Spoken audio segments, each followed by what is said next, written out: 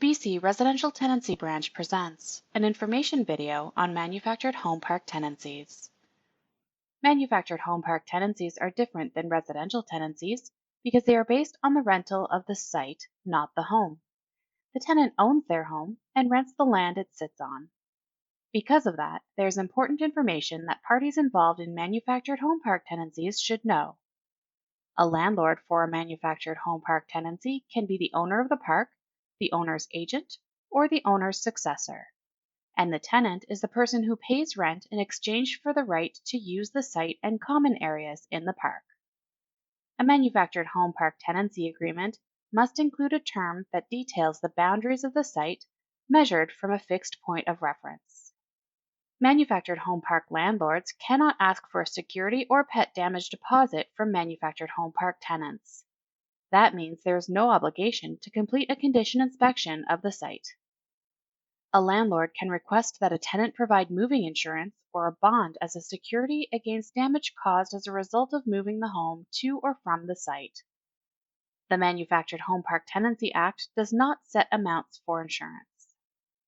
Manufactured home parks may have a park committee that develops and passes rules for the operation of a manufactured home park. There are no limits to the amount of rules a park may have, but they must be reasonable and they must not contravene the Act. The intent is for the rules to concern general topics such as speed limits in the park, smoking, ensuring pets are on leashes, etc. The landlord must be a member of the park committee. If there is no park committee, a landlord may establish park rules. Landlords must provide the tenant a copy of the park rules prior to entering into the tenancy agreement. The landlord or park committee may change park rules if they provide 2 weeks written notice of the change.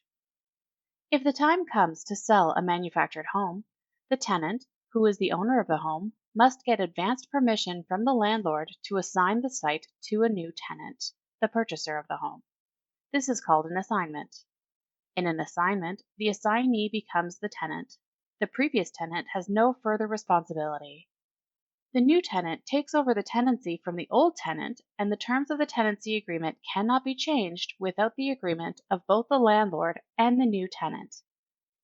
If the tenant, the owner of the home, is leaving temporarily and wants to rent out the home, they must request permission to sublet from the landlord.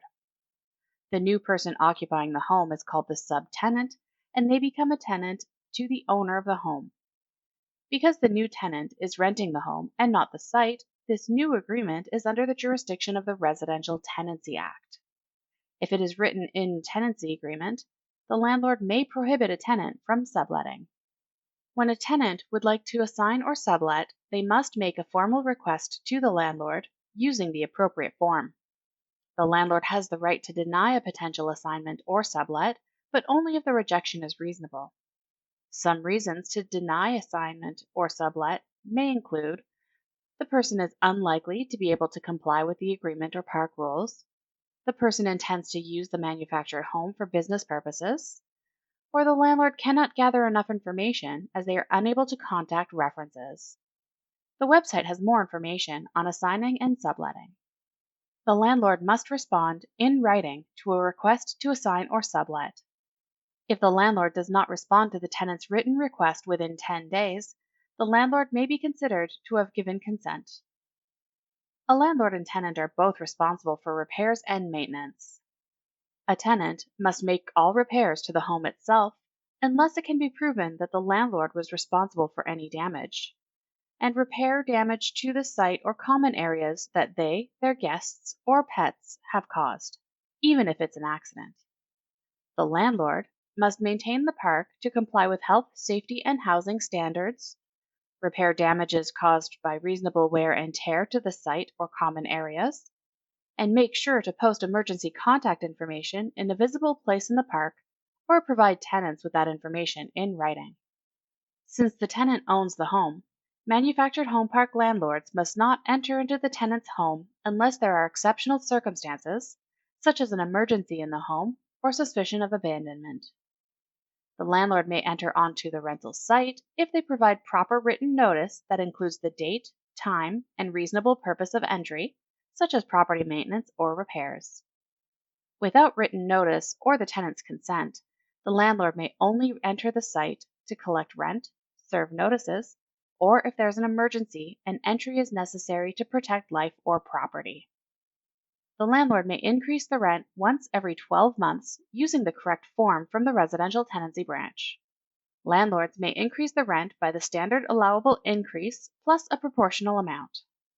The standard allowable increase amount for the year is available through the residential tenancy branch website. For information on the proportional amount, visit our website under rent increases. If a landlord plans to convert all or a significant part of the park to a non-residential use, the landlord must serve the 12-month notice to end tenancy. This allows the tenant ample time to make arrangements for the relocation of their manufactured home. This notice entitles the tenant to compensation in the amount of $20,000 on or before the effective date of the notice. In certain circumstances, the tenant may be eligible for additional compensation. Please see the website about ending a tenancy for conversion of a manufactured home park for more information. Understanding manufactured home park tenancies is an important part of running or living in a park.